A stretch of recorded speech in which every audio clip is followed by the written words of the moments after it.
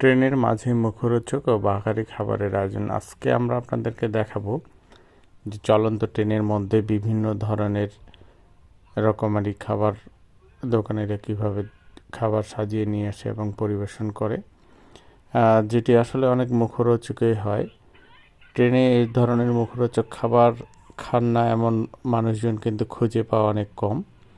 তবে তাদের প্রেজেন্টেশনগুলো দেখেন, বেশ ভালো লাগবে বলে মনে হচ্ছে। যে এক একজন, এই যে ঝালমুড়ি বিক্রেতা, সে ঝালমুড়ি বিক্রি করছে, তার ঝালমুড়ির দেখা যাচ্ছে যে চানাচুর প্যাকেটের সামনে সে সুন্দরভাবে, যেটাকে বম্বে মরিচ বলা হয়, এই বম্বে মরিচগুলো গুছিয়ে রেখেছে যেন মানুষের একটু আকর্ষণ বাড়ে, যে আসলে দেখতে ভালো লাগে।